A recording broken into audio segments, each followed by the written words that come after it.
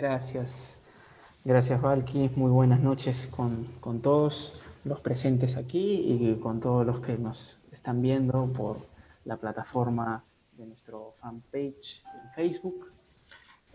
Mi nombre es Walter Laplata, director del Centro de Ilustración Republicana. Y en esta tarde, en esta noche, estamos muy contentos de poder presentar este evento para todos ustedes acerca del liberalismo en el Perú. En esta oportunidad tenemos el privilegio de poder estar con uno de los pioneros en este movimiento, el hijo de uno de los pioneros, el hijo de Arturo Salazar Larraín, Federico Salazar, quien ha accedido gentilmente a acompañarnos y a estar con nosotros esta noche. Muy buenas noches, señor Salazar, gracias por estar con nosotros. Muchas gracias, Walter, y por favor, para no sentirme muy viejo, no me digas señor, hasta como Ok, Federico. ok.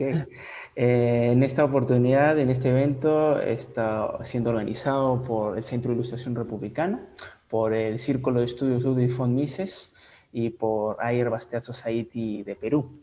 Asimismo, como colaboradores tenemos a Atlas Network, tenemos a IPL Libertad, tenemos a Construyendo Libertad, tenemos a el Centro de Investigación y Estudios Legales CITEL y a República Liberal, la revista en web que dirige Paul Laurent. A todos ellos les estamos muy agradecidos por su colaboración, por ayudarnos con la difusión de este evento. Y antes de poder comenzar con la ponencia, voy a dar una breve reseña de Federico Salazar, quien es un periodista y presentador de televisión, maestro de ceremonias peruano. Ha cursado estudios de filosofía en la Universidad Nacional Mayor de San Marcos y mientras que estaba allí comenzó a dar sus primeros pasos como periodista para el ahora desaparecido diario La Prensa. Llegó a convertirse en jefe de la sección financiera de dicho diario, editor, columnista e incluso docente de las facultades de comunicación de la Universidad San Ignacio de Loyola y la Universidad Católica. Actualmente se desempeña como conductor de diversos espacios periodísticos de América Televisión y, como dije anteriormente, es un pionero de estas ideas aquí en nuestro país, razón por la cual invitamos a estar con nosotros. Vamos a cederle el tiempo, puedan mantener sus videos, sus audios apagados, terminada su ponencia, podamos pasar al tiempo de la conversación, al tiempo de las preguntas. Ustedes pueden escribirlas por aquí por el chat para hacérselas llegar. Muchas gracias por estar nuevamente con nosotros y su tiempo ahora. Adelante. Muchas gracias, Walter, y gracias a todos los que nos acompañan, especialmente a mis anfitriones, al Centro de Ilustración Republicana, al AIR Bastiat Perú, al Centro de Estudios von Mises, bueno, y a todas las otras entidades que has mencionado, Walter, y que es importante saber que tenemos ese apoyo. En realidad, hablar del liberalismo en el Perú es casi una tarea para la entomología, porque hay tan pocos exponentes del liberalismo que hay que estarlos buscando como los entomólogos buscan sus insectos, ¿no? Pero en todo caso, sí es importante, veo que es algo que está creciendo y creciendo con buenas raíces, y por eso hay que hacer una revisión de qué pasó aquí con respecto al liberalismo, ¿no?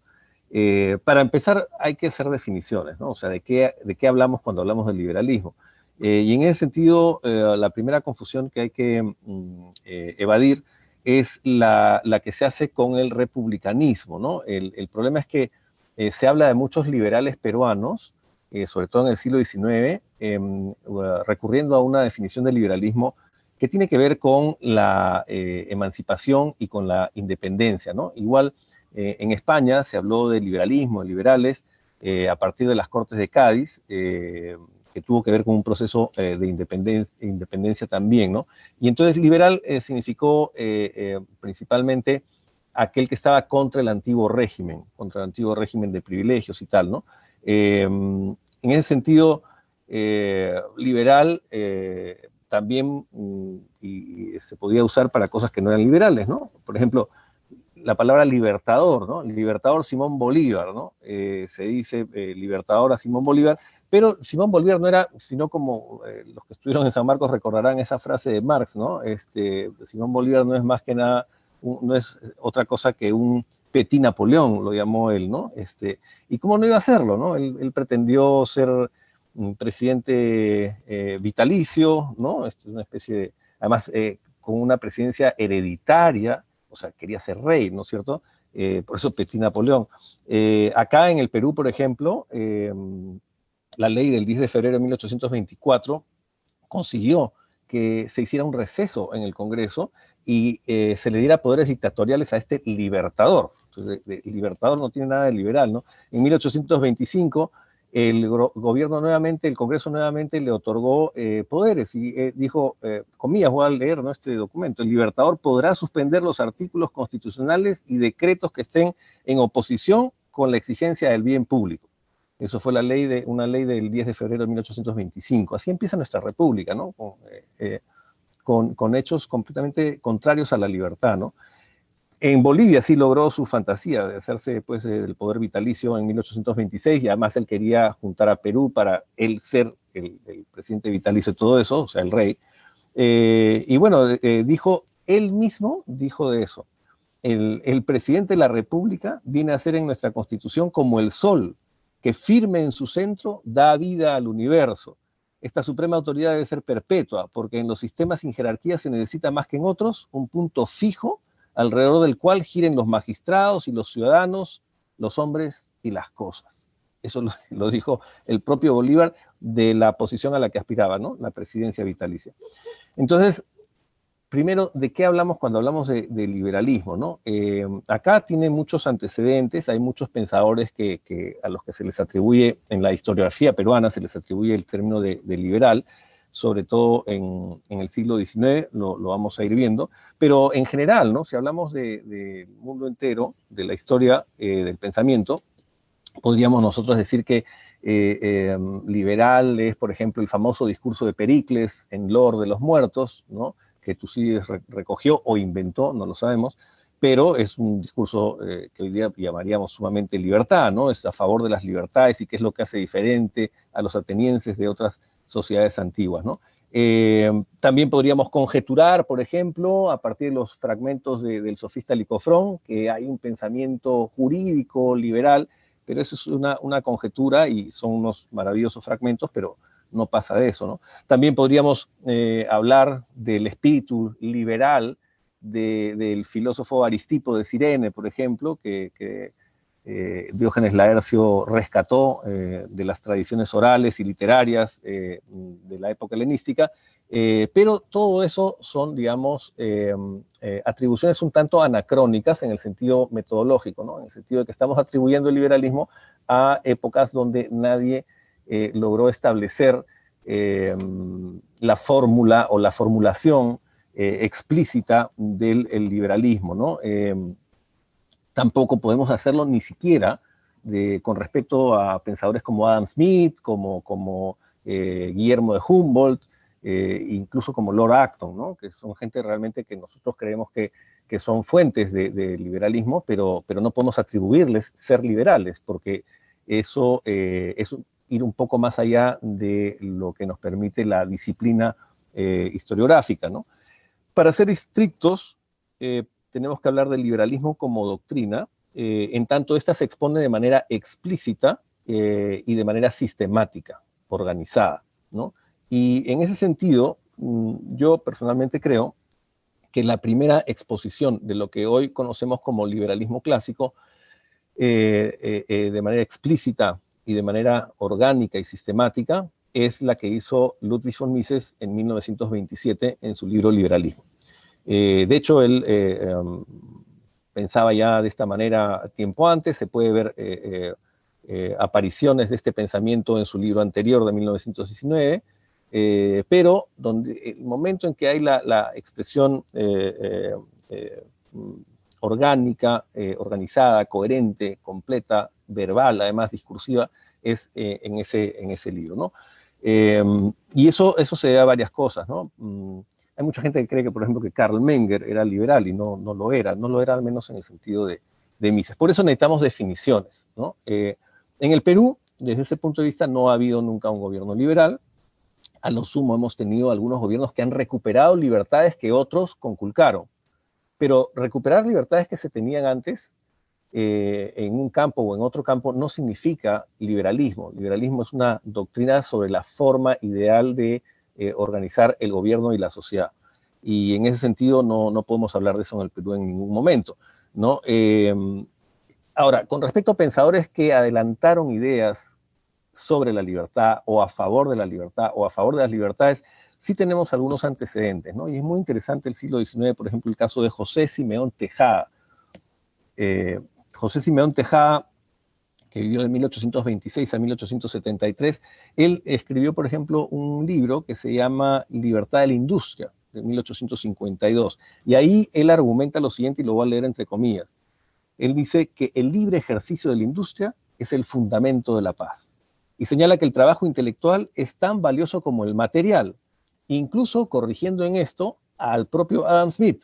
Y bueno, contra los regímenes colegiados y gremiales de profesionales, y en la defensa de los intelectuales creadores, él dice lo siguiente, comillas, sujetos ellos, los intelectuales, a la ley de concurrencia libre, ley general que proclamo, no reconocen la mano profana de la política que viene a fijar su número, limitando su ejercicio.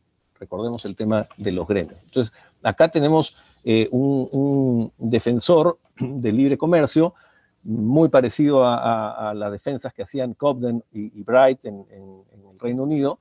Tejeda fue un sistemático opositor a las restricciones comerciales y proclamó claramente que cuando no se da la libre concurrencia, o sea, la libre competencia, se perjudica al consumidor.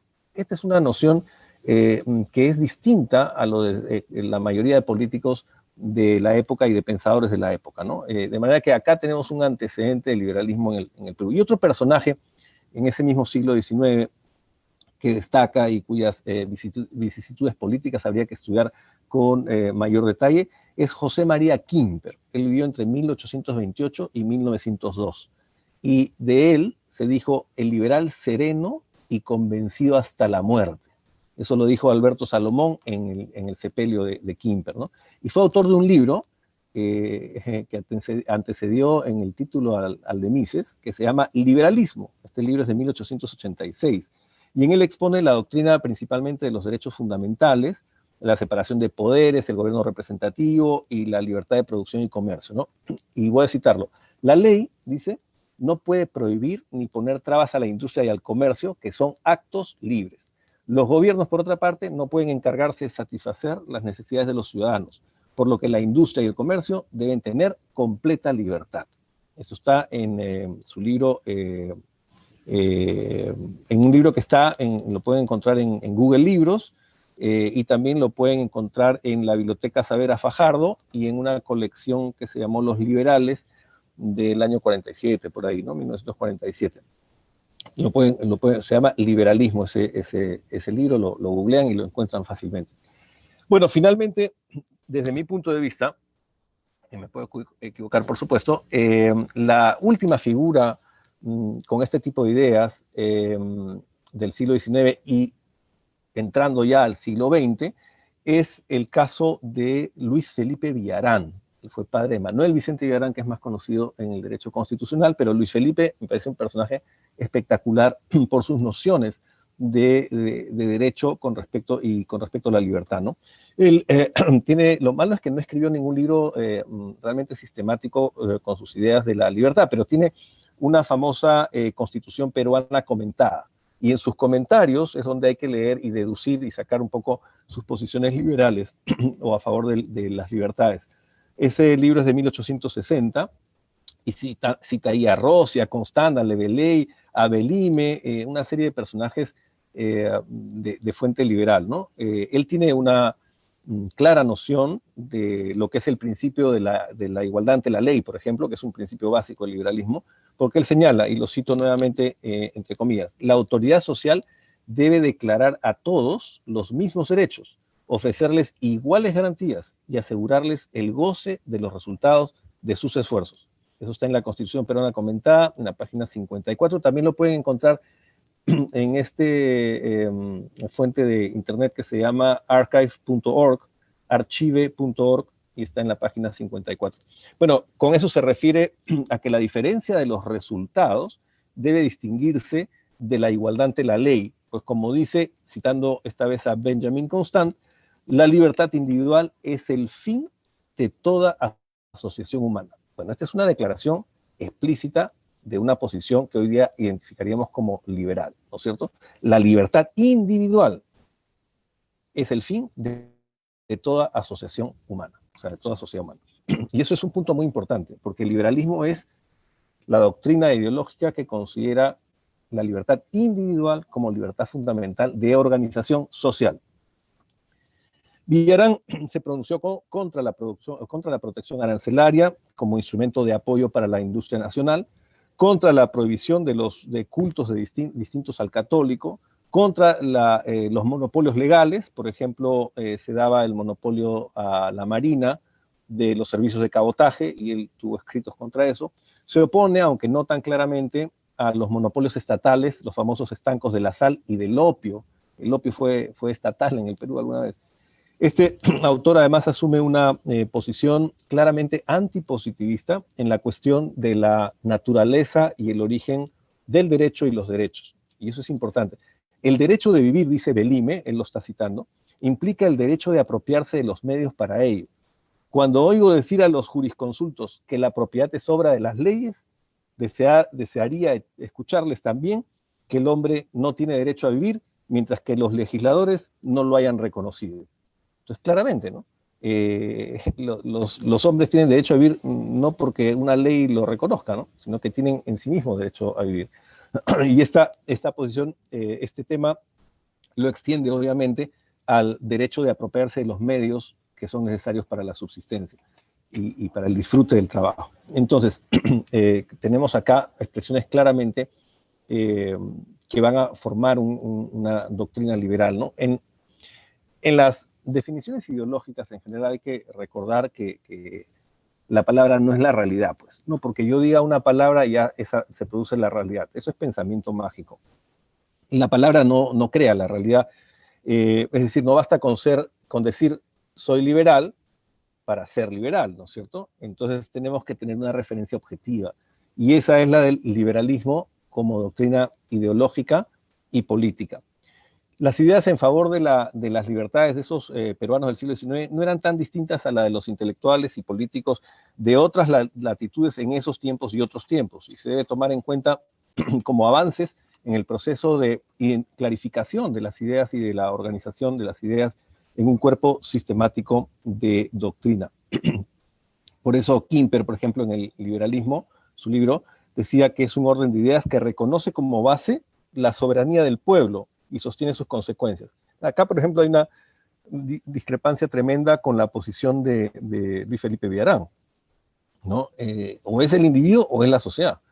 Entonces, por eso digo, no se les puede llamar a rajatabla liberales. Sí que han avanzado y que nos han dado argumentos e ideas que permiten desarrollar el liberalismo, ¿no?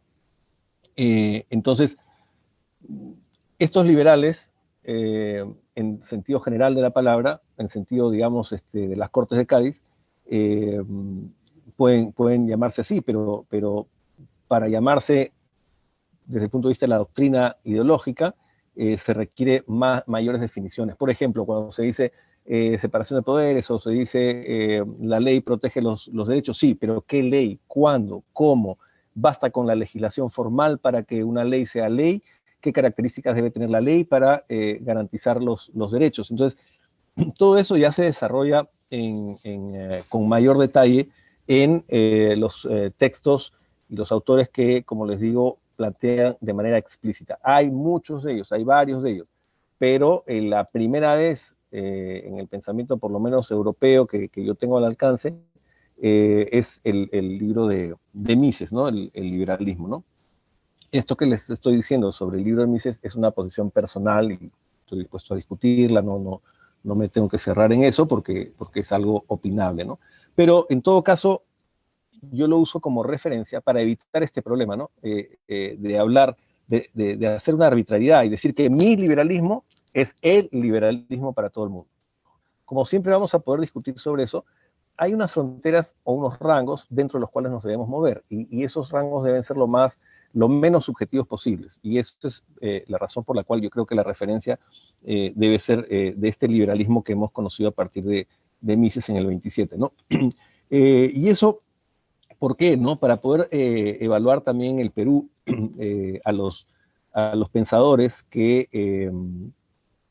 han aportado ideas de este tipo, ¿no? De hecho, en el siglo XX, yo creo que el personaje más importante es Pedro Beltrán, ¿no? Y no solamente importante por lo que hizo, sino importante por lo consistente, ¿no? Beltrán no es un seguidor del liberalismo tipo Mises, pero es un seguidor y un pensador que se desarrolló en el ámbito de lo que nosotros conocemos como el ordoliberalismo. Este liberalismo que se desarrolló en Alemania, con conexiones y vínculos con el liberalismo que se desarrolló en Austria y en Estados Unidos, y que se conoce más como el inspirador del milagro económico alemán, ¿no? El inspirador de la economía social de mercado alemana, porque lo que acá se ha llamado economía social de mercado no tiene nada que ver con el pensamiento del ordoliberalismo, ¿no? Beltrán, de hecho, por ejemplo, invitó a Lima a Wilhelm Röpke, que es uno de los autores fundamentales de esta corriente de pensamiento que está dentro del liberalismo. El ordoliberalismo es uno de los parientes, o es uno de los primos hermanos nuestros, y junto con Walter Eucken y Müller-Armack, aportaron los argumentos y las ideas para los programas económicos que rescataron a Alemania, no solamente de la desgracia de la Segunda Guerra, sino en general. Hoy día Alemania es una potencia económica y ha logrado mantener económicamente, yo diría, como locomotora de toda la Unión Europea. Y eso gracias a las ideas que, claro, ya se han ido desarmando un poco, pero las ideas que impulsaron todos estos cambios, ¿no? Beltrán, en el Perú, hizo propuestas para revolucionar el agro a través de mejoras técnicas y genéticas, ¿no? Él fue el creador de una estación experimental que después se replicó en todo el Perú y que la reforma agraria deshizo. También tuvo propuestas sobre reforma de vivienda social, las ciudades satélites, por ejemplo, Ventanilla. Él planteaba un desarrollo que hubiera sido muy distinto al desarrollo urbano que hemos tenido con el cordón urbano actual, ¿no? De los cerros, estos poblados, ¿no? Él hablaba de crear ciudades satélites, estableciendo, por supuesto, mecanismos de transporte, ubicando, urbanizando, ¿no? Nada de eso se hizo, él lo planteó, y bueno, tenemos el caos urbano que tenemos ahora, ¿no? También planteó sistemas de ahorro popular, por ejemplo, las mutuales de crédito, una cosa que él impulsó, planteó mejoras del sistema de salud y de educación públicas, y bueno, aparte de eso, también revolucionó el periodismo, ¿no? Él fue el que creó o impulsó, lideró la revolución periodística de los años 50, a la que pertenece mi padre, entre varios otros, y bueno, luchó sobre todo a través de este diario contra las tesis inflacionistas, contra la inflación, ¿no? Desaznó a medio mundo sobre qué significaba la inflación y cómo se producía. En esa época, los años 40, 50, había un partido político que como parte de su propaganda, o sea, creía que le iba a traer votos, decía inflación es desarrollo. Inflación es desarrollo, eso planteaba. Entonces, Beltrán lucha contra esas ideas, las logra vencer a nivel de la opinión pública, ¿no? De hecho, fue tanto así que el presidente Prado lo llama a él para que sea ministro de Economía y Hacienda, ¿no? Y como ministro de Economía y Hacienda tuvo un rotundo éxito, ¿no? Hizo pasar las tasas de crecimiento del PBI a 2 dígitos, hizo que el valor del sol fuera más valioso que el valor de la onza de oro Troy, por ejemplo, ¿no? Y cosas de ese tipo, ¿no? Evitó la bancarrota de las finanzas públicas, equilibró las cuentas fiscales, controló la inflación y la redujo de 2 dígitos a un solo dígito, creo que llegó como 3% en esa época, en solo 2 años, mejoró los salarios reales de la población, en fin, realmente tuvo gran éxito, pero no era un tipo políticamente atractivo, era un tipo muy serio, muy seco, y además no era político, o sea, decía las cosas que había que decir.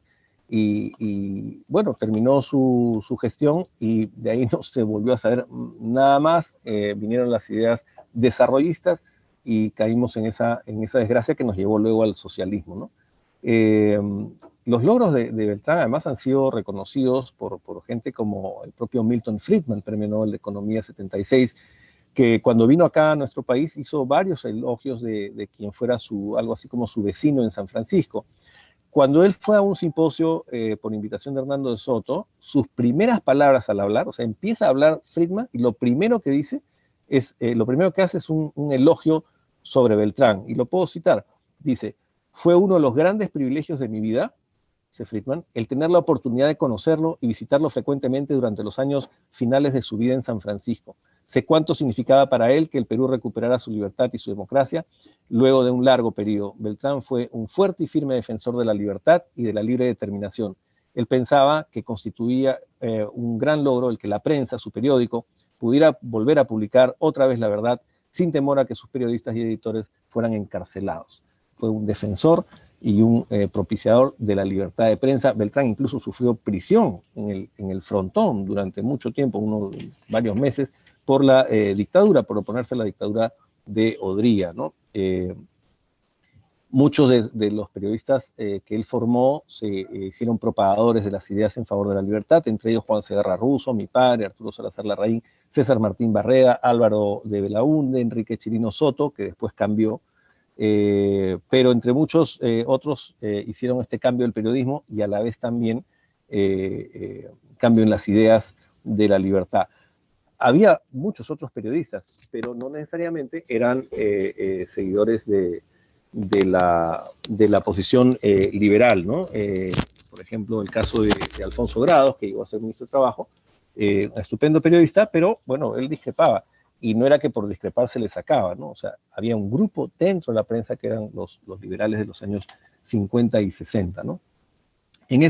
A ese mismo diario llegamos un grupo de jóvenes universitarios a inicios de los 80, después de la devolución de los diarios a sus legítimos propietarios, posterior a la confiscación por la dictadura militar de Velasco y Morales Bermúdez. Entre ellos estábamos Enrique Gersi, Mario Ghibellini, Iván Alonso, Franco Yufra, Jaime Bailey, Álvaro Vargas Llosa, entre varios otros, que no refiero porque sucede lo mismo. Había muchos que no comulgaban con las ideas liberales, pero que formaban parte de las tareas periodísticas y el cambio periodístico que se hizo también en los 80. Fue en esa época, justamente, que conocimos a Hernando de Soto, que llegaba con ideas nuevas y que conocía la obra de varios pensadores liberales, ¿no? Al punto que fue él quien invitó a Milton Friedman, ya lo mencioné, y también a Friedrich von Hayek, premio Nobel de Economía en 1974. Pocos en el Perú en esa época, estoy hablando de los 80, 81, 82, por ahí. De hecho, su primer simposio fue el 79. Pocos en esa época conocían, por ejemplo, la obra de James Buchanan, ¿no? Estamos hablando antes de la ponencia sobre la public choice, o de Douglas North. En ese momento, además, ninguno de ellos había recibido el premio Nobel de Economía. Se les conocía poco. Éramos pocos los que hablábamos ese lenguaje, digamos, ¿no? Sobre los impactos del derecho de propiedad sobre el desarrollo económico, o las tesis de Ronald Coase y su desarrollo del análisis económico de la ley. Muy poca gente conocía eso. De Soto venía y hablaba de eso, y por eso nos atrajo y tuvimos una relación con él, ¿no? De hecho, Hernando trajo un enfoque nuevo en esa época sobre la informalidad y el potencial de las economías informales, aplicando las ideas principalmente de Douglas North al Perú, ¿no? Y en eso tiene un mérito. De hecho, yo debo decir que en la época nosotros veíamos la informalidad de una manera distinta, de una manera casi urbana, casi de administración municipal. Y en ese sentido, De Soto cambió las ideas sobre cómo mirar al menos a la informalidad. De hecho, Enrique Gersi y Mario Ghibellini fueron reclutados por Hernando para escribir ese libro, El Otro Sendero, y ahí plasmaron las ideas y le dieron forma. Este libro es una estupenda incorporación de los resultados de investigación de las economías, de las escuelas de economía mencionadas, la Public Choice, la Property Rights, la Law and Economics, al caso peruano, ¿no? Y ahí proponen un desmontaje de las regulaciones mercantilistas, una reforma de la manera de hacer derecho, de las instituciones con apego a la normativa cultural y social de la gente, bueno, divorciándose principalmente el positivismo jurídico de las élites y de los grupos de intereses particulares, sean de izquierda o de derecha, ¿no? El Otro Sendero es sin duda un aporte a las ideas de la libertad, pero yo no me atrevería a decir que Hernando de Soto sea un liberal. Más aún, él mismo prefiere no autodenominarse como tal, ¿no? Y como dicen los abogados, a confesión de parte, relevo de prueba, ¿no? En una reciente entrevista dijo que él era liberal, conservador y socialista. Y dijo, soy un poquito de los tres. Bueno, quien tiene ese planteamiento, obviamente, no es liberal, porque está un poco confundido, ¿no? O quiere confundir a los demás, porque o se es liberal o no se es liberal, ¿no? Parece que, claro, él ha estado siempre un poco interesado en la política, eh, y creo que eso también hace que diga unas cosas y no otras, ¿no? Pero en todo caso, cuando alguien se pone a hacer política ya no se sabe si es por interés electoral que dice una cosa o si es porque realmente lo cree, ¿no? Y ese es el problema con los intelectuales que se pasan a hacer política, ¿no? A mí me parece que Hernando toma muchas ideas de las escuelas liberales, pero no las incorpora en un pensamiento consistentemente liberal, ¿no? Hay, por ejemplo, una enorme diferencia conceptual entre Los Rosendero y su segundo libro, El misterio del capital.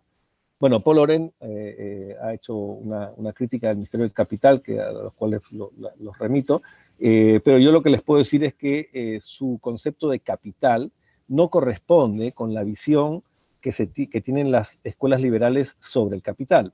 Él habla del capital escondido en el sector informal, como en las viviendas, los talleres, los buses informales, para lo cual bastaría una formalización o titulización para convertirse en un activo en la economía, activando el crédito, la inversión y con ello el aumento de capital, la acumulación, ¿no? El proceso de acumulación de capital. Sin embargo, el capital no está en los bienes de capital, en los llamados bienes intermedios o en la infraestructura física, objeto de los derechos de propiedad. Tampoco está en los títulos, que si bien pueden facilitar las transacciones y pueden permitir añadir valor, no crean valor. Tampoco son la causa originaria o movilizadora del capital, porque el capital es los bienes para la producción, para la satisfacción de necesidades. No se pueden olvidar cada una de estas partes, ¿no? Entre los principios del liberalismo hay uno al que no se le presta tanta atención, pero que a mí me parece decisivo, que es la primacía de las ideas. La primacía de las ideas. Eso significa que también en el ámbito de la producción, que lo que crea valor es la idea de cómo hacer que determinados medios materiales satisfagan determinados requerimientos o necesidades humanas. Y voy a citar a Mises. Mises dice, la producción no es un hecho físico, natural y externo. Antes, al contrario, constituye un fenómeno intelectual y espiritual. La condición esencial para que aparezca no estriba en el trabajo humano, en las fuerzas naturales o en las cosas externas, sino en la decisión de la mente de emplear dichos factores como medios para alcanzar específicos objetivos. Eso lo dice en La acción humana.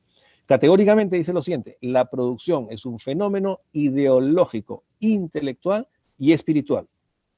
O sea que los títulos no crean esta idea, ¿no es cierto? Más bien yo puedo usar los títulos para llegar, pero el capital está acá. Explicado en su forma original, y acá voy a citar su libro National Economy, que no ha sido traducido al castellano, dice lo siguiente, la producción es una transformación de lo previamente dado a través de los mandatos de la razón. Estos mandatos, las recetas, las fórmulas, las ideologías, son el elemento activo en la producción. Lo material, los factores originarios de la producción, la naturaleza y el trabajo humano, se convierten en medios a través de esos mandatos de la razón. Esto en National Economy, página 113. Entonces, los bienes de capital no se convierten en capital con un título de propiedad. Para hacerlo dependen de una idea que permita que sean utilizados en un proceso económico de transformación. De manera que De Soto creo que toma un poco por encima algunas ideas que le permiten vender sus argumentos. Son interesantes, hay que tomarlos en cuenta, pero hay que discutirlos y llegar a fondo. Otro personaje, y voy a tratar de acelerar, en la historia de las ideas de la libertad en el Perú, por supuesto, es Mario Vargas Llosa, ¿no? ¿Qué pasó con este escritor? Se opuso a la estatización de la banca y a partir de ahí formó un movimiento que se llamó Movimiento Libertad, ¿no? Pero ese Movimiento Libertad era un movimiento de independientes. Dentro de ese movimiento de independientes había también nuevamente un grupo muy pequeño de liberales, entre ellos estábamos Enrique Gersi, Mario Ghibellini, yo y algunos otros, ¿no? Y otros liberales no quisieron entrar ahí tampoco, ¿no? O sea que Movimiento Libertad es una referencia, como les digo, que capta un grupito dentro de un grupo que a la vez fue parte de un grupo más grande que se llamó el Frente Democrático, ¿no? Vargas Llosa se equivocó mucho en la política, no entendía al Perú.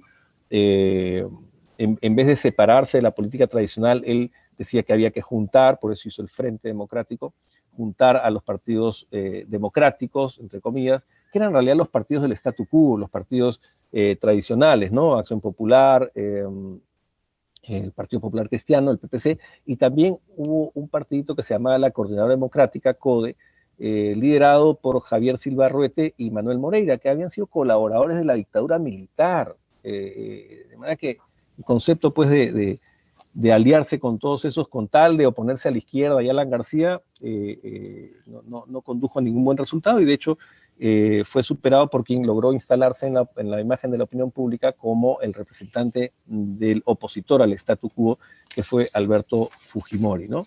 Ahora, ponerse al statu quo no te hace liberal tampoco, ¿no?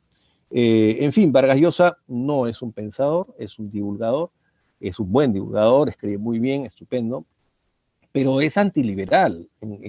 Por ejemplo, si ustedes leen La civilización del espectáculo, su libro de 2018, ahí se van a dar cuenta de una visión más bien aristocratizante, de la cultura alejada, ignorante de los hallazgos de la antropología contemporánea, elitaria, ciega con relación a los fenómenos de expresión cultural popular, incapaz de entender el país, ¿no?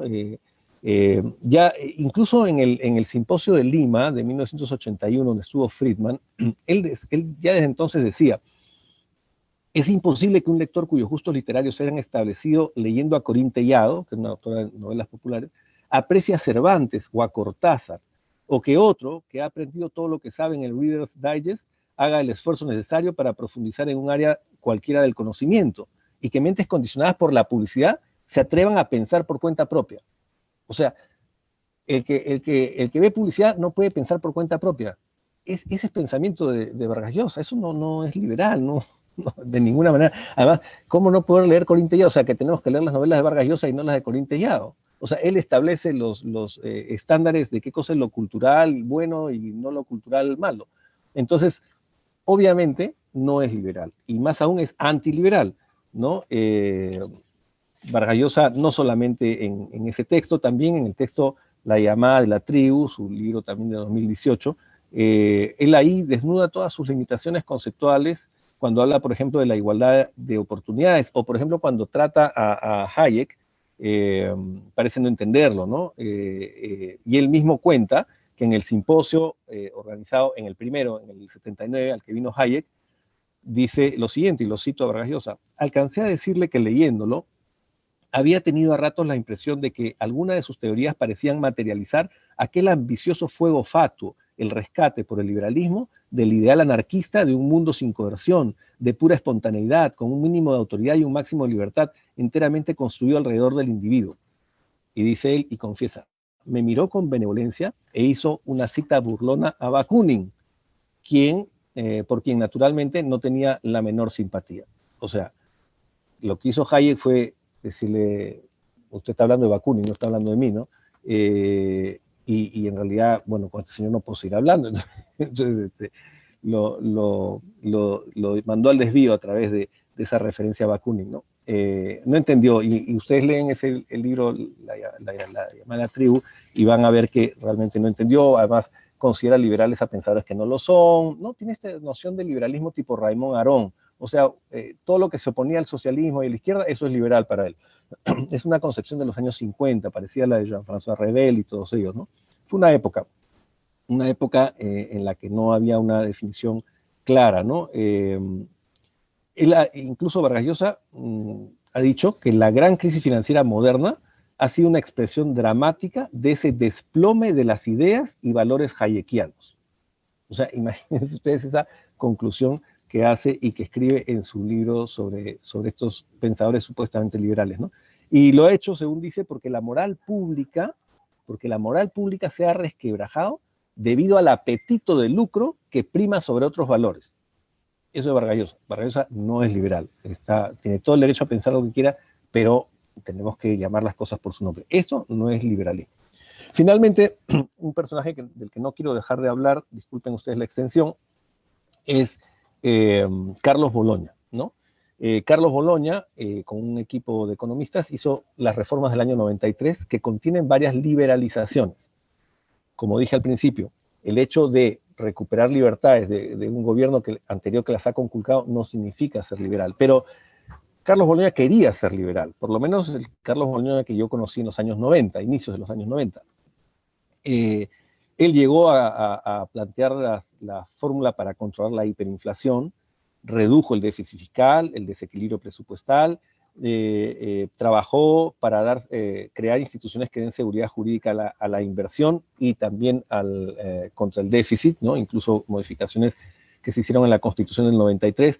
Él no era un pensador en el sentido de crear o aportar ideas a la doctrina, pero al menos sí aplicó un plan de reformas de la economía, ¿no? Y tiene un libro también, un libro que se llama Cambio de Rumbo, el año 93, también lo pueden encontrar en la web, que es una especie de agenda de políticas para completar el proceso iniciado entre el 91 y el 93. Y junto con Mario Ghibellini nos tocó colaborar con él en la redacción de ese libro, ¿no? Ahí lo conocí un poco más. Ahora, lamentablemente Fujimori no aceptó hacer ese segundo tramo de reformas. Bologna, que no era un convencido de los principios liberales doctrinarios, concibió principalmente la libertad económica como el objetivo. Y esa es una típica diferencia del liberalismo doctrinario. El liberalismo doctrinario es unitario. No hay libertades económicas y libertades políticas. La libertad es una sola. Pero él parece que cambió eso y hacia el final del gobierno de Fujimori volvió al gobierno, el año 2000 creo por ahí, y se involucró además en algo muy feo, que fue un intento de golpe de Estado en caso de que Fujimori no ganara las elecciones del año 2000. Eso se supo después, y además esta vinculación era, al parecer, con Vladimiro Montesinos, ¿no? Eso revela la magnitud o el tamaño de sus convicciones del liberalismo político. Cero. Si tú te haces un golpe de Estado militar para malograr un proceso de democratización, obviamente no estás dentro del liberalismo, ¿no? Pero hay que señalar que él hizo las reformas de los 90 y hay que señalar que varias de esas reformas sí sientan las bases para una recuperación de las libertades, sobre todo las económicas. De manera que, en conclusión y para terminar, a excepción de Beltrán, no parece haber habido ninguna figura representativa sólida del liberalismo que tuviera trascendencia política en el Perú. Para que suceda eso, el liberalismo tiene que ser estudiado, tiene que conocerse, tiene que desarrollarse. Y esta es ya una tarea para las generaciones actuales, las generaciones futuras, para aquellas que quieran aceptar este desafío de basarse en estudiar. Habrá que los que quieran hacer política y los que quieran plantear reformas y cambios, los que quieran hacer partidos políticos, muy bien, siempre y cuando se basen en las ideas desarrolladas, pensadas a profundidad por esta doctrina ideológica, inspirada en los resultados rigurosos de la ciencia económica, de la ciencia política, de la ciencia histórica y de la ciencia jurídica.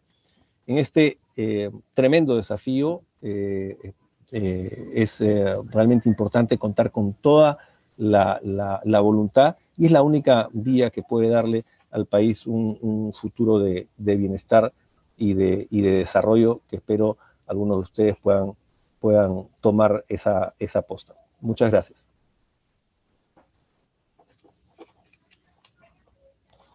Muchísimas gracias, Federico Salazar, por esa exposición. De verdad que en lo personal al menos siento que ha abarcado prácticamente mucho de lo que se está hablando hoy en día, ¿no?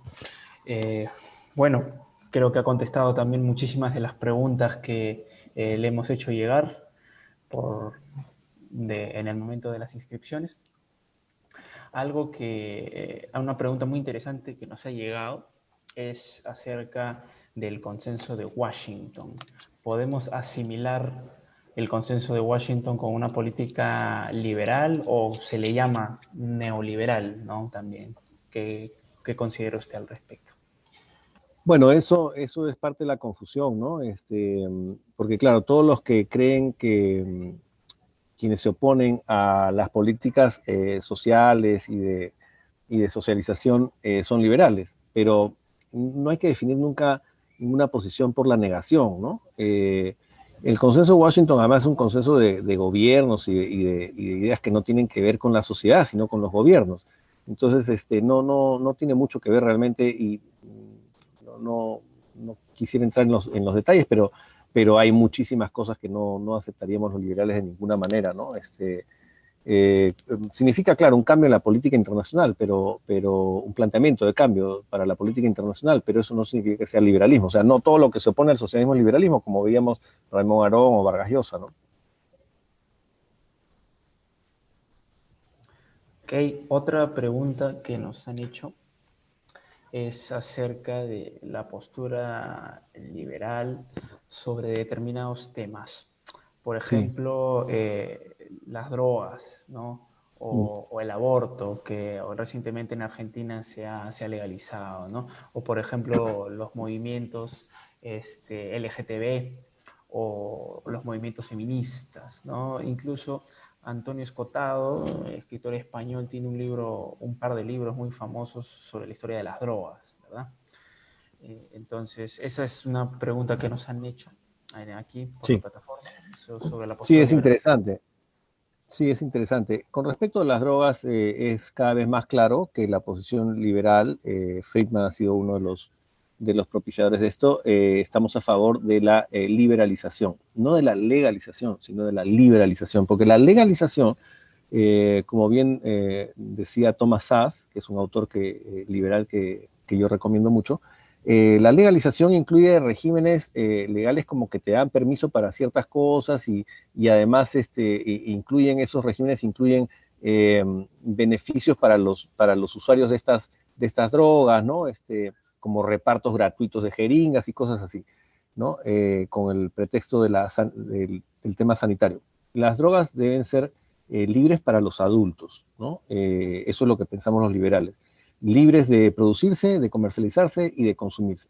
Las drogas, sin duda, son malas para la salud, pero ¿cómo medir cuánto y cómo y qué debe consumir cada adulto? Es inaceptable que supongamos que el Estado me dice a mí qué cosa puedo meter a mi organismo y qué cosa no puedo meter a mi organismo. Por supuesto que puede causar problemas, pero esa es una decisión mía. Y claro, mucho de la criminalidad asociada a las drogas que existe se debe a la prohibición, ¿no? Sucedió con la prohibición del alcohol también. Eso se tiene más o menos estudiado. Yo les recomendaría leer sobre el tema a Milton Friedman y sobre todo a Thomas Szasz, la química ceremonial de las drogas, por ejemplo, ¿no? Están ahí los argumentos sobre la liberalización. Y tiene otros también. Y sobre el aborto es algo completamente distinto, porque nosotros defendemos las libertades de las personas, ¿no? Las libertades de los individuos. El tema con un embarazo es que desde la concepción tenemos a un ser humano. Entonces, si alguien aborta, deja a ese ser humano sin vida. Y eso yo sé que hay discusión sobre esto, pero yo particularmente creo que los derechos deben ser iguales para todos, incluso para el que todavía no ha nacido. ¿Y por qué considerarlo a ese un ser humano? Simplemente porque en su ADN tiene todo el programa de humanidad. O sea, ese ser que está ahí recién concebido va a ser un ser humano. O sea, es un ser humano porque tiene ese programa. No va a salir un mono, no va a salir un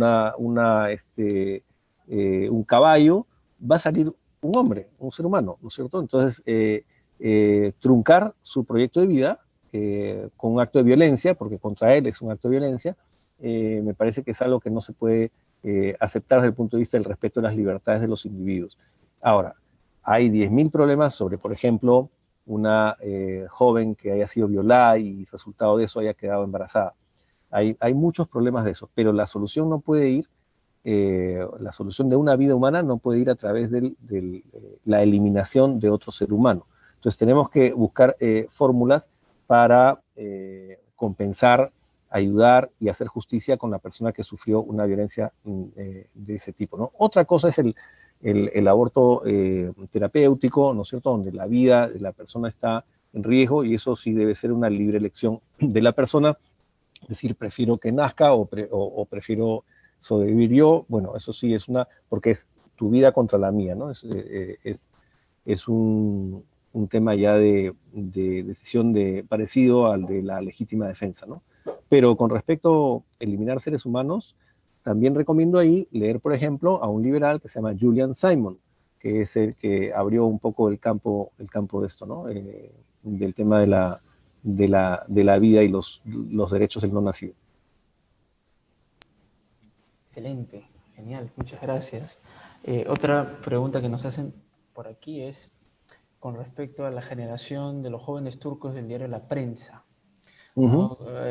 Una vez tuvimos aquí una conferencia con el doctor Enrique Gersi y él nos dijo de que en el diario le sacaban copia a los libros de Hayek, de Mises, y ahí era como prácticamente fue su escuela, ¿no? Para ellos. Quería preguntarle cómo es que los formaron, les enseñaron estos principios, esta doctrina en esa generación del diario La Prensa. Claro, no era que alguien nos enseñara, ¿no? Un poco íbamos descubriendo y claro, nos iban recomendando lecturas y también, como era el diario de Beltrán, había una biblioteca y en esa biblioteca descubrimos algunos libros de Hayek, de Hazlitt, por ejemplo, me acuerdo, de Mises también había y por supuesto de Röpke, ¿no? Y también íbamos, por supuesto, de cacería por las librerías alrededor. Me acuerdo que descubrimos algunos libros importantísimos de Hayek y Mises en los sótanos de una librería que se llamaba Studium en esa época, que era en la Plaza Francia. En fin, era una época de formativa donde había que buscar, no había muchas referencias, no había quien ir a preguntarle. Felizmente, la gente de la prensa, ¿no? Mi padre y otros de ellos, tenían nociones que venían de Beltrán, ¿no? Principalmente, ¿no? Y nuestras bibliotecas privadas también hicieron mucho a favor de esa formación, pero además el mirar el desarrollo del país a través de la información diaria que te da un periódico y la conexión con los políticos te permite buscar nuevas formas de pensamiento con las que tú estés más satisfecho de explicarte los problemas del país, ¿no? Los problemas económicos, los problemas sociales, ¿no? Y por eso uno va encontrando, ¿no? Como les debe haber sucedido a ustedes todos también, ¿no? El tema es que sí, que la prensa fue una especie de escuela no solo de periodismo, sino también sobre la libertad, ¿no? Excelente, creo que a todos nos ayudaría tener algo así en la actualidad, Sí, sí, sí. para sobre todo a Para los ahorrar tiempo, ¿no? Porque al final sí, sí uno descubre todo. sí, ¿no? Prácticamente como tenerlo desde el colegio, ¿no? A veces, Claro. ¿no? Desde el colegio a veces uno encuentra con ya posturas que son contrarias a esto. Nos preguntan también, ya que usted mencionó, por ejemplo, a la postura con la que llegó Hernando de Soto sobre el tema de la informalidad y sobre el capital y sobre todo eso, nos preguntan cuál sería una solución o cómo podemos afrontar con otros ojos el problema de la informalidad en nuestro país. Claro, primero, por ejemplo, Hernando no cuenta con un tema que es el derecho consuetudinario desde el punto de vista de la cultura. Es decir, no basta, él habla del derecho consuetudinario, pero creo que más por influencia de Enrique Gersi, ¿no? Pero básicamente la forma de hacer transacciones, la forma de conducirse con respecto a los marcos normativos, es decir, si tenemos estrategias de conducta cooperativa o estrategias de conducta infractoras, no cooperativas, se establece por el tipo de reglas, por la naturaleza de las reglas, pero eso en el tiempo se acumula y forma una cultura. Entonces, hay que considerar que para un cambio completo se tiene que empezar a cambiar la cultura. Y la cultura no es algo que lo pueda hacer alguien con un decreto o con una ley sobre titulación. O sea, eso va mucho más allá que simplemente darles títulos a las personas. Hay que cambiar efectivamente el marco institucional, pero también hay que cambiar poco a poco el entorno cultural, ¿no? Porque en el entorno cultural influyen las ideas. Como digo, uno de los principios básicos de la doctrina liberal es la primacía de las ideas. Y eso no lo cuentan quienes no tienen mucho conocimiento de la doctrina, quienes la toman un poco superficialmente, porque esta primacía de las ideas genera una especie de imperio, la costumbre, por ejemplo, la persona que cruza la carretera con el niño a la mano, ¿no? Lo que está haciendo es formar a ese niño en cuál es la forma estándar de cruzar la pista o cruzar la carretera. Entonces, ese niño no es que quiera ser infractor, ha sido formado en la infracción como norma estándar de conducta. Entonces, no es tan fácil, como dice Soto, que hacemos títulos y se acabó el problema. No es así. Hay una serie de aspectos que están entrelazados, además, ¿no? Porque la cultura o las normas culturales, mejor dicho, de la informalidad están entrelazadas con las conductas de la informalidad, con el marco institucional perverso, con perversos incentivos y mecanismos de incentivos para la infracción, y por el aplastamiento que hace la burocratización y la sobrereglamentación. Entonces, hay que hacer un desmontaje completo, pero para eso hay que entender cómo funciona la sociedad en su conjunto, ¿no? Excelente. Y muy relacionado con el punto que usted ha tocado, por ejemplo, se le llama modernamente algo así como batalla cultural, ¿no? O revolución cultural.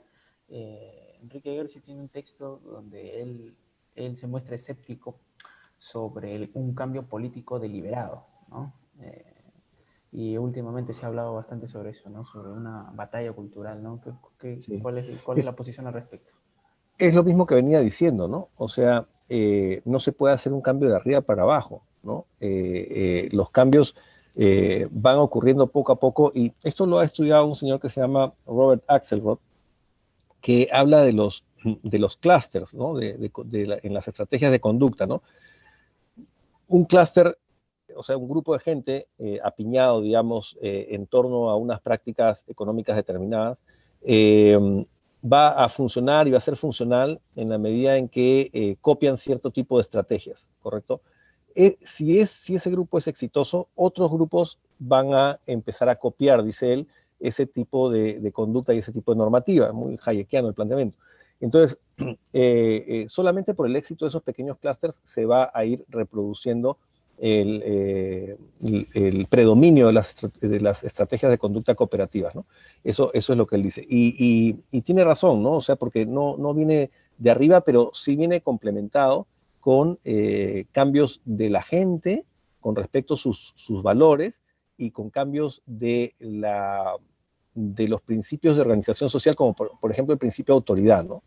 O sea, tú pones en un barrio un principio de autoridad y vas a ver cómo cambia la conducta con respecto al respeto a la norma, ¿no? A la norma en general, no digo solamente la legal o solamente la cultural o solamente la social, ¿no? El principio de autoridad. Pero para que haya principio de autoridad, la persona que la ejerce tiene que tener autoridad moral, o sea, tienen que creerle. Y eso es algo que no viene pues en un decreto, ni con un nombramiento, ni con una elección, ¿no? Entonces son procesos, como te digo, de fenómenos de evolución cultural mucho más complejos, ¿no? No son de resolución positiva con una ley o con elijo un presidente y ya se acabó el problema, no es así. Esa postura, uno, ¿a quién podría leer? ¿A Hayek, que es un evolucionista, o a alguien más? Sí, sí, yo creo que en Hayek pueden encontrar varias de esas cosas, por ejemplo, en Derecho, Legislación y Libertad, y también en su último libro, La arrogancia fatal, y también otros artículos que escribió en los 80, fin de los 70 y 80, Nuestra herencia moral, por ejemplo, y El carácter reaccionario del socialismo, algo así se llama ese texto. En fin, son textos de los 80 de Hayek, pero también yo les recomendaría leer autores que no solamente son liberales, sino cómo entendemos cómo funciona la cultura, ¿no? Y en ese aspecto yo recomiendo mucho la lectura de un filósofo de la época de Mises más o menos, que se llama Ernst Cassirer, o Cassirer. Eh, la antropología filosófica, su filosofía de las formas simbólicas, en fin, tiene varios libros eh, que permiten entender cómo funciona el mundo cultural en la mente de las personas, y por lo tanto, cómo justamente lo que le falta a estos que estudian por encima el liberalismo y se dicen ser liberales y no entienden cómo funciona una sociedad, ¿no? Excelente. Dos preguntas que están muy relacionadas. Uno es sobre el anarcocapitalismo, sobre más o menos cuál es su postura, su opinión, ya que parece que es bastante común ahora es su difusión. Y la Ujú. segunda, sobre el neoliberalismo, si se puede decir de que es un mito creado, no una palabra peyorativa, o cómo podemos entender neo y liberalismo. Ujú. Con respecto al anarcocapitalismo, bueno, abarca varias escuelas, pero principalmente lo que pasa es que han puesto muy de moda estas posiciones, el grupo en torno al Instituto Ludwig von Mises de Alabama, en Estados Unidos, ¿no? Que son muy activos y tal, pero hay algunos de esos anarcos capitalistas, no quiero decir todos, inspirados en Murray Rothbard, que ya están haciendo planteamientos más cercanos al fascismo. Entonces, mucho cuidado con eso, ¿no? Pero, claro, desde el punto de vista del planteamiento de las libertades y la organización social no estatal, ¿no? Sí es muy interesante por supuesto, eso está dentro de nuestra parentela, digamos, del liberalismo. Ahí están las cosas de David Friedman, por ejemplo, ¿no?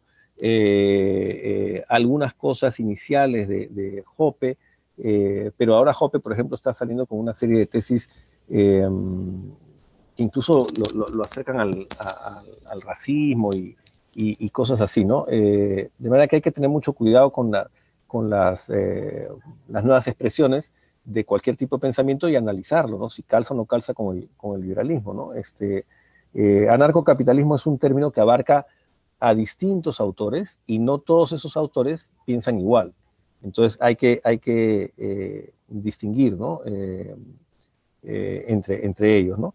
Con respecto al neoliberalismo, esta es una palabra generalmente usada por los adversarios del liberalismo, pero es una palabra muy interesante, yo estoy haciendo estudios sobre eso, porque se planteó eh, a inicios del siglo XX, incluso hay quienes a fines del XIX ya hablaban de esto, pero eran pocos, pero ya en 1907, por ejemplo, hay un señor, Richard Scharmatz, un austriaco, que en un capítulo de su libro de política austriaca, habla del neoliberalismo, pero habla del neoliberalismo en el sentido de corregir al liberalismo antiguo, o sea, de darle un contenido social.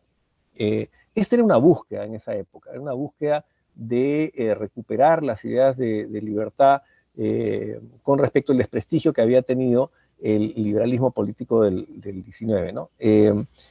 Otro personaje interesante, que es uno de los primeros que menciona la palabra neoliberalismo, es nada menos que Hans Kelsen. Y él dio una conferencia en 1911 sobre el neoliberalismo. Esa conferencia no ha sobrevivido, de esa conferencia no saben ni los editores de sus obras completas, pero yo he encontrado en los archivos de la Biblioteca Nacional Austriaca referencias periodísticas a la conferencia, además a la que asistió su amigo Ludwig von Mises. Von Mises era amigo personal de Kelsen a pesar de la diferencia de opiniones. Y el neoliberalismo al que remitía este Kelsen, según la nota de prensa que vi, era un liberalismo en el sentido de von Wieser, o sea, en el sentido de meterle un elemento social, de bajarle un poco el radicalismo, de hacerse, digamos, más popular, ¿no? O sea, ese neo era un anti en realidad, ¿no? Por eso no siempre se usa la palabra en el mismo sentido, ¿no? Ahora, por ejemplo, Mises también usa la palabra hay que hacer un nuevo liberalismo para recuperar la doctrina y tal. Entonces, de ahí algunos dijeron, nuevo neoliberalismo, ¿no? Entonces, primero hay que definir los términos, a qué me refiero, ¿no? De quién digo esto o aquello, ¿no? También el subtítulo del libro de Hayek, del Derecho, Legislación y Libertades para un nuevo orden político, creo algo así se llama, ¿no? Entonces, eso de nuevo es obviamente porque se busca una corrección del mal estado de las cosas, ¿no? No hay que tener miedo a las palabras, ¿no? También la izquierda lo ha usado para hablar de Pinochet, para hablar de Fujimori, de Menem, de Argentina, etcétera, ¿no? Ese neo, en ese caso, es como un anti, como un no liberalismo, en vez de neoliberalismo, ¿no? Pero es interesante también hacer el seguimiento de las palabras para ver para poder aclarar las confusiones, porque eso se trata finalmente, ¿no? Justamente sobre eso, Friedrich Hayek, no recuerdo en cuál texto, en cuál, si es un artículo, nos habla sobre palabras comadreja, ¿no? Él dice Sí, de exacto. que el pervierte, pues así como la comadreja cuando come y le quita el contenido, ¿no? Han hecho algo así los opositores para quitarle el contenido a la palabra, por ejemplo, neoliberal, ¿no? O por ejemplo a la palabra social Mm. o cosas así. Sobre eso, si quisiera que pudiera orientarnos, ¿no? Más o menos cómo es que esa trampa retórica ha utilizado la oposición para hacer quedar mal al liberalismo o a sus corrientes.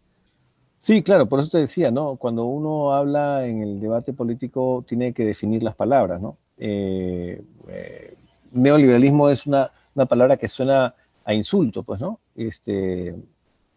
Porque las políticas neoliberales, que no sé qué, ¿no? Y confunden todo, ¿no? O sea, dime qué políticas, pues, ¿no? Lo mezclan además con el tema de los gobiernos autoritarios y dictatoriales, ¿no? Efectivamente, estas palabras comadreja, como decía Hayek, son adjetivos que se ponen al lado de sustantivos que le quitan el contenido real al sustantivo, ¿no? Entonces, liberalismo deja de ser liberalismo, ¿no? O la democracia social deja de ser democracia, ¿no?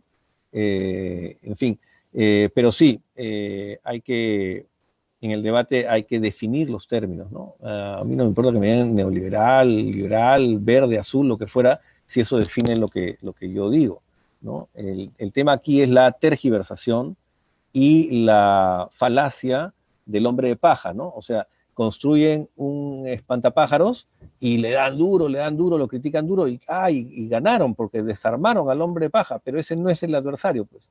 O sea, han inventado un adversario que no es el adversario. Entonces es fácil desbancarlo, ¿no? Eso es una falacia típica en la discusión política, ¿no? El hombre de paja. Por aquí, por el Facebook, nos han hecho llegar unas cuantas preguntas. Una dice, con respecto a la política liberal, ¿no? Ludwig von Mises, en ese libro que está citado, El liberalismo, él abarca dos aspectos, ¿no? Primero habla sobre la política económica liberal y después habla sobre la política exterior liberal. Y hay un punto muy interesante donde él dice de que para un liberal prácticamente no hay diferencia entre la política interna y la política externa. Pero para poder sintetizar más o menos cuál sería una política liberal aplicada en una sociedad. Bueno, pero no solamente habla de eso, habla también del tema político, ¿no?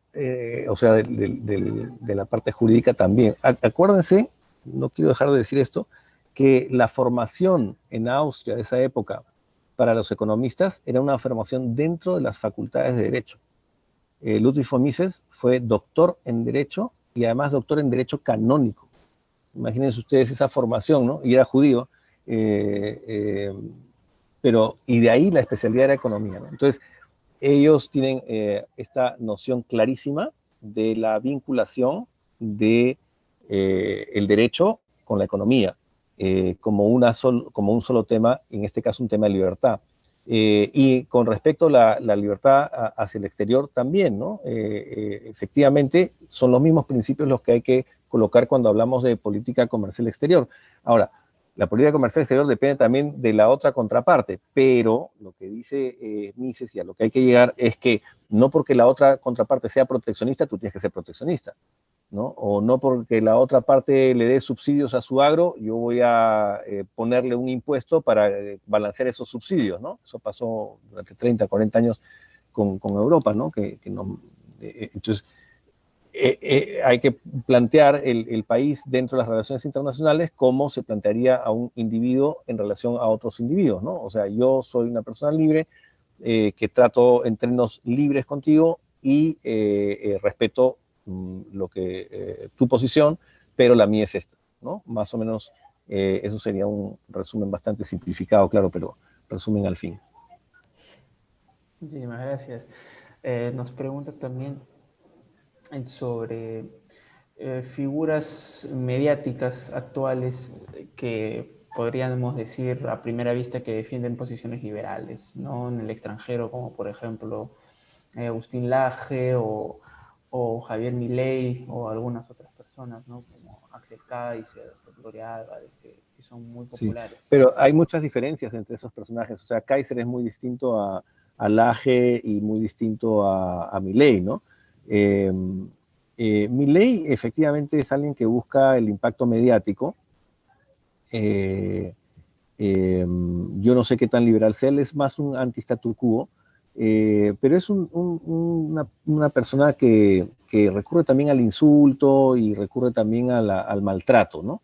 Y yo creo que, claro, eso es muy argentino quizá en el estilo, perdón a mis amigos argentinos, pero, pero en todo caso yo creo que un liberal tiene que serlo hasta en las formas, ¿no?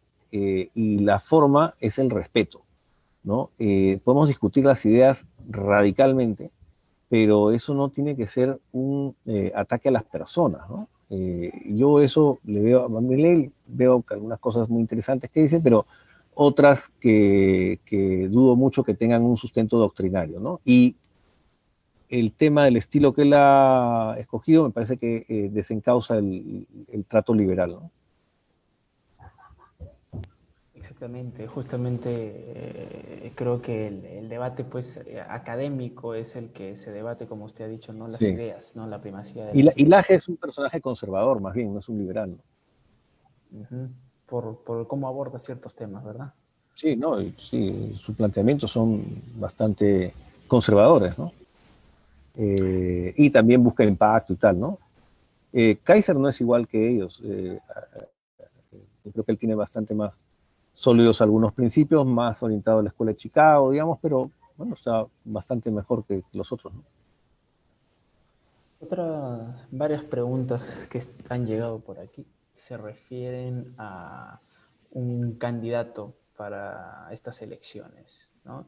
Yo quisiera que se pueda profundizar más que nada en cómo desde una perspectiva de defensa de principios, de defensa de la libertad, uno puede estudiar a un candidato o a los candidatos para poder saber escoger bien, ¿no? ¿Cuál es su lectura sobre cómo se puede escoger bien a un candidato en base a los principios? Porque los candidatos necesariamente no va a defender tus principios, o incluso puede decir Sí. muchas cosas, como usted ha dicho, ¿no? Pero ¿cómo puede uno escoger bien desde la perspectiva de los principios un candidato político? Claro, bueno, lo que hay que tener en cuenta es, a ver, le hacemos una especie de prueba, ¿no? De prueba ácida. Primero, ¿qué plantea sobre las libertades económicas, ¿no? ¿Qué plantea sobre la seguridad jurídica, ¿no? ¿Qué plantea sobre la ley, sobre cómo debe ser la ley, ¿no? Y qué reformas plantea, por ejemplo, y sobre todo, qué conceptos hay detrás de sus planteamientos, por ejemplo, de seguridad ciudadana, ¿no? O sea, ahí podemos ver si hay autoritarismo, si hay un planteamiento superficial, si hay un tema de respeto a los derechos de las personas, etcétera, ¿no? O sea, yo creo que básicamente los dos ámbitos, ¿no? Economía de mercado, cuánto se acerca, cuánto se aleja, Estado de Derecho, cuánto se acerca, cuánto se aleja, cuánto pone de voluntarismo, ¿no? Porque si hay mucho voluntarismo, obviamente hay que ponerlo fuera, es decir, cosas que él crea que por quererlas se van a hacer, ¿no es cierto? O sea, qué tan realista puede ser la persona. Y lo más importante es que hay que saber que ningún presidente puede hacer un cambio que no tenga un equipo para hacer los cambios. Entonces, si yo no tengo unos 160 tipos, por ejemplo, formados en economía de una manera seria, yo no puedo hacer ninguna reforma. O sea, voy a hacer por encimita nomás, ¿no? Pero los equipos que hacen las reformas son enormes porque el Estado, la administración pública es enorme. Entonces, fíjense ustedes quiénes hablan, por ejemplo, de reducir ministerios, ¿no? O de reducir competencias, ¿no? Y qué cosa plantean sobre la Constitución, por ejemplo, también, ¿no? Cómo reformar la Constitución y qué reformas hacer. Ahí tienen varios criterios donde pueden evaluar los candidatos, ¿no? Excelente, claro. La defensa de ciertos ciertos principios también, ¿verdad?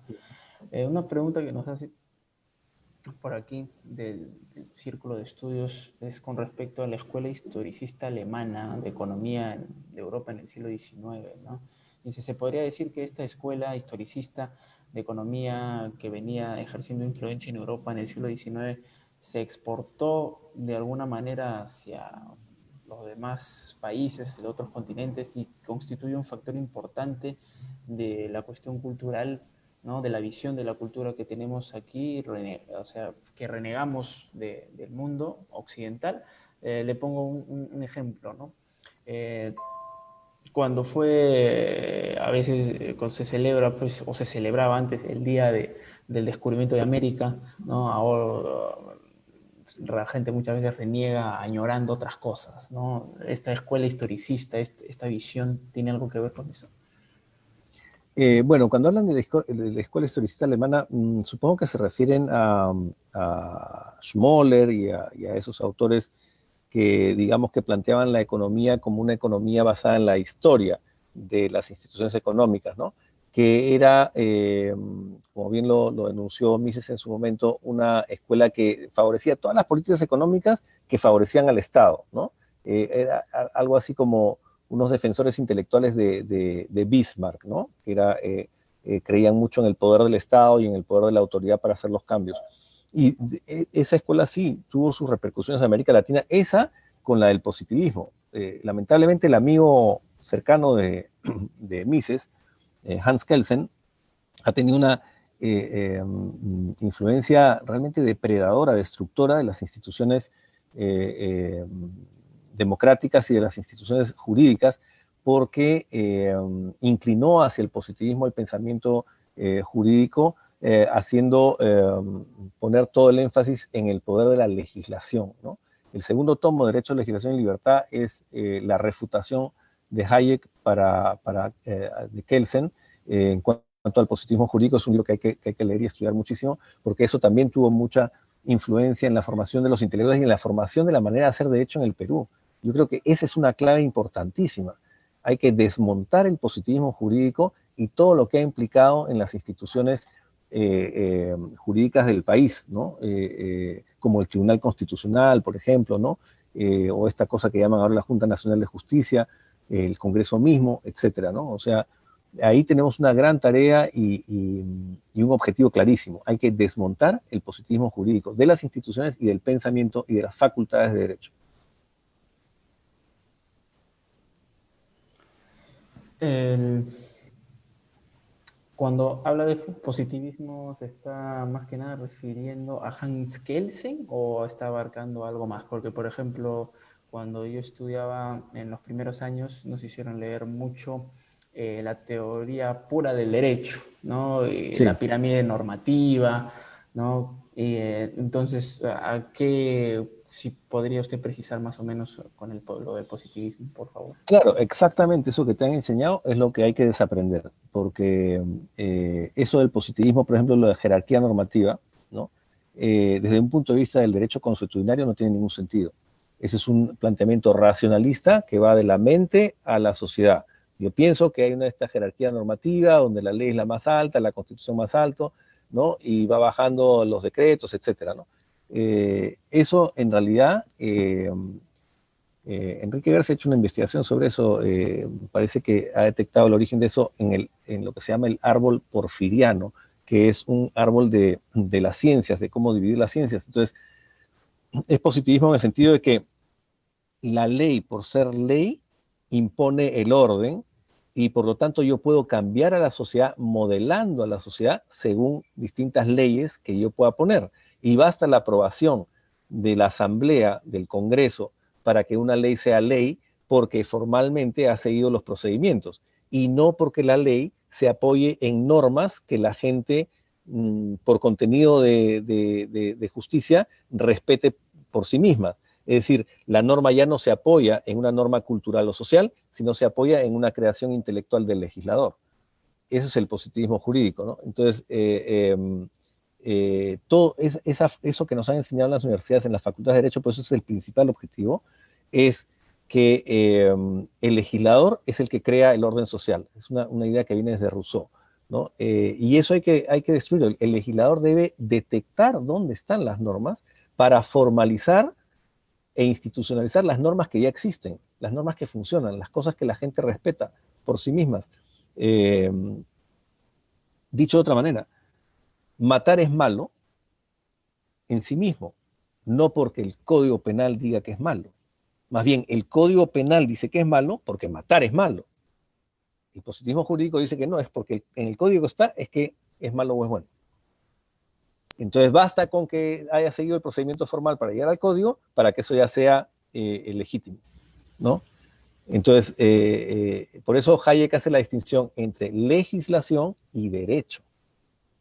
Yo les recomiendo de corazón que lean el segundo tomo de Derecho, Legislación y Libertad. El milagro de la justicia social, creo que se llama, no, el espejismo de la justicia social.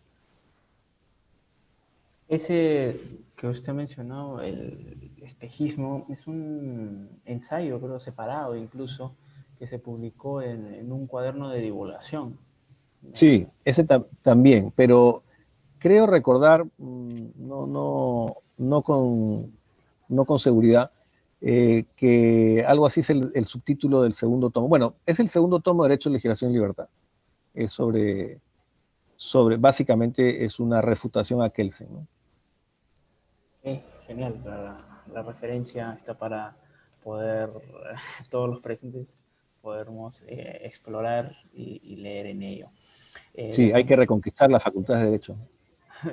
Sí, es un hecho, ¿no? San Marcos, no, al menos yo que he estudiado en San Marcos, eh, es increíble cómo el derecho es visto de una manera subordinada al poder político, ¿no? O sea, el derecho Claro, es lo que hace viene de el arriba. presidente, es lo que hace el Congreso, ¿no? Si tú Claro, vas en contra de eso, eso no es derecho. Y tú dices, claro, no, hay una frase que dice el doctor Gersi en una conferencia donde dice que el derecho no es lógico, sino praxeológico, producto de la acción, claro, ¿no? así es.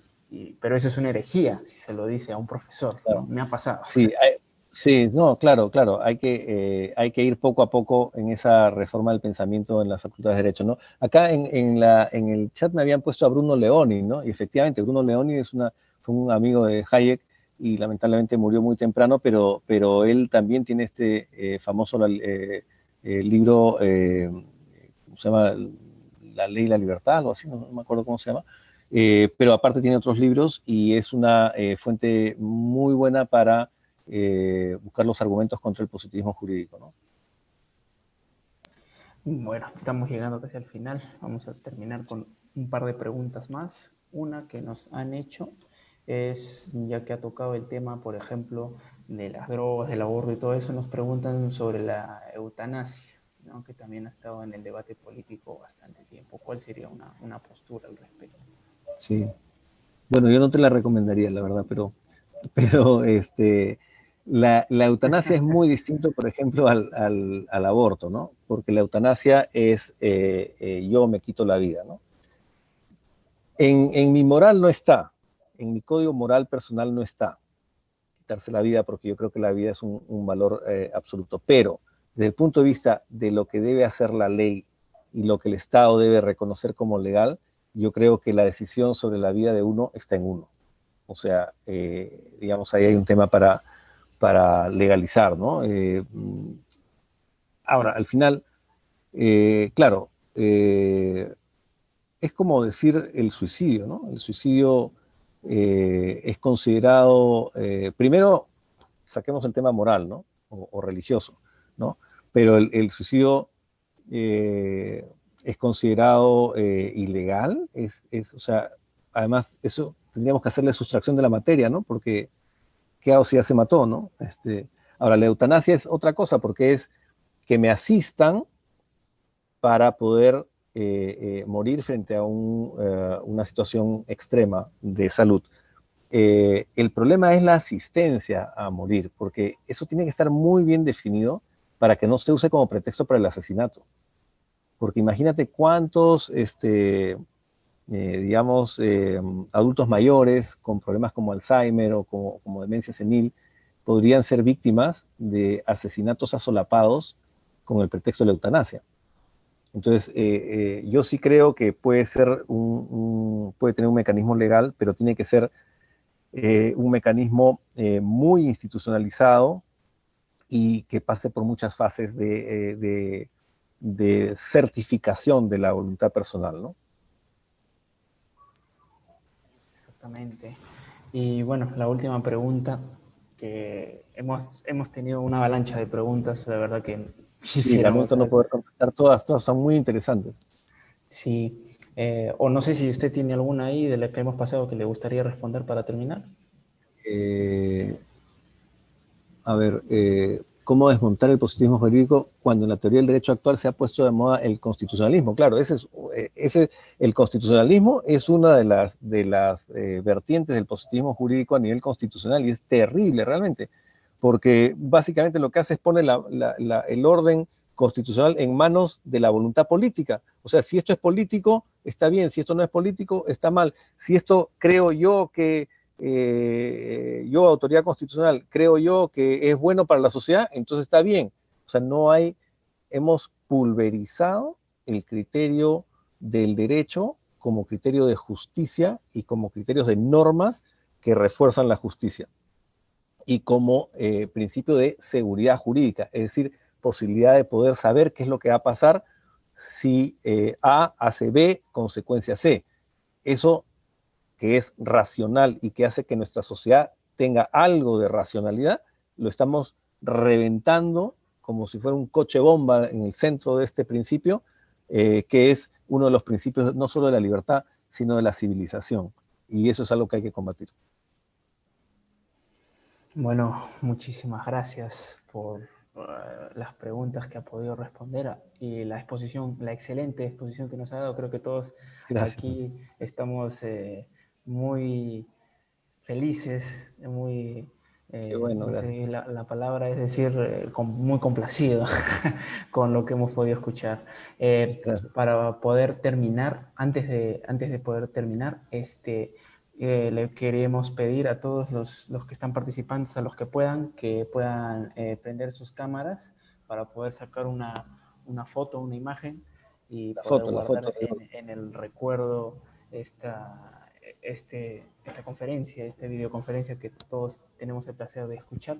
A los que puedan, por favor, que puedan prender su cámara un breve momento, ¿no? Para poder tomar una foto y quedar grabado. Ahí están, ya están prendiendo sus cámaras, muchas gracias.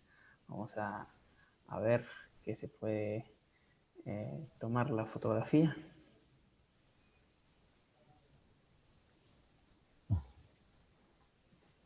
Eso, a ver si alguien más tiene para que la pueda prender, para que podamos tener guardar el momento. Ahí No está. importa los despeinados. Federico. Hola, Martín. Ahí Sabio. la cámara, ahí está. Un gran gusto. ¿Eh? Me has dado una lección a pesar de mi medio siglo a cuestas.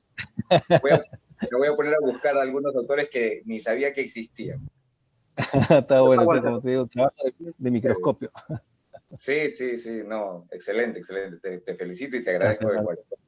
No, yo les agradezco a ustedes la posibilidad de hablar de estas cosas. Bueno, muchísimas gracias nuevamente todos los presentes, a Federico Salazar por su tiempo que nos ha brindado.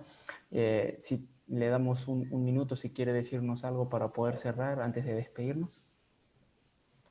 Bueno, no, muchísimas gracias por la invitación. Realmente para mí es un tremendo placer poder conversar de estas cosas que normalmente las tengo ahí un poco encerrado en la biblioteca.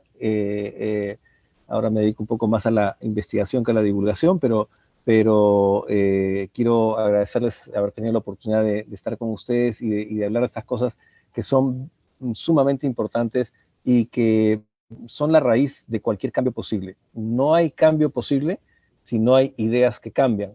Y las ideas tienen que ser sólidas para poder tener la potencia de cambiar la historia. Y eso está en sus manos. Así que muchas gracias.